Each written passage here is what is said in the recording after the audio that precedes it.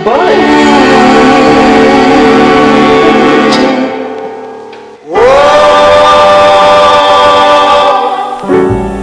brings a tear. Hey everyone, this is Colin from Crosstown Exotics. So I get questioned all the time on what is a great starter lizard. And now normally my response would be leopard gecko, crested gecko, or bearded dragon. But a lot of people want something a little bit different that is just as easy to take care of, and I always recommend the fat-tailed gecko. Now, fat-tailed geckos are very similar to leopard geckos, but with a few exceptions.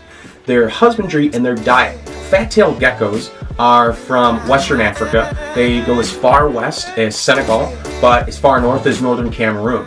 So the regions vary from different ecosystems. They can go from very, very dry to very, very humid, subtropical ranges. So it's very important when you keep these animals, you want to make sure that they have a humid hide. Now, I usually use like a little sandwich tub, and I just carve out a little hole in the top, and I'll put EcoWorth inside just to make sure that they have enough humidity to kind of self-regulate themselves.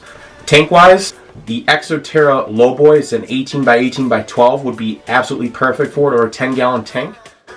They really don't need that much space because full grown, they're going to be probably around 7 to 9 inches long. Now, concerning heat, you always want to use belly heat or heat pads for leopard geckos and fat-tailed geckos because, again, they're animals that are nocturnal. They're not out in the daytime basking. They rely on the radiant heat from the ground to absorb their heat. So again, if you can get a hot spot of around 90 degrees, now some people use the nocturnal lights, those black lights, heat up the enclosure, and that's perfectly fine too as a supplemental source of heat, not their main source of heat. So concerning their diet, fat-tailed geckos are insectivores just like leopard geckos, but a little bit different. So because normal fat-tailed geckos aren't readily available in captivity, a lot of them are wild caught and they're imported in.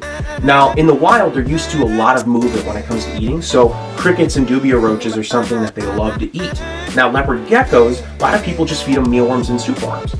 But that's not the case with fat-tailed geckos. They love that movement, so it's a lot harder to transition them over to the mealworm diet that a lot of the leopard geckos have been eating. My best suggestion to switch them over to eating more of those worms that are a little bit more convenient for us so we don't have to buy them week after week is start them off with superworms, obviously appropriate sized, and get them kind of used to that worm style. And then eventually they'll move on to hornworms and different things like that. But right off the bat, these animals are not used to eating worms. They like the movement, they like the fast-moving animals, so they're going to probably stick more with the crickets and the dubias. Alright, so that wraps up this video on fat-tailed geckos. If you guys have any questions, leave some comments below. If you guys like this video, give us a like. Follow us on Instagram and Facebook. And if you have any suggestions for any future videos we should do highlighting a reptile species, put it in the comments below. This is Colin from Crosstown Exotics, and we'll see you next time.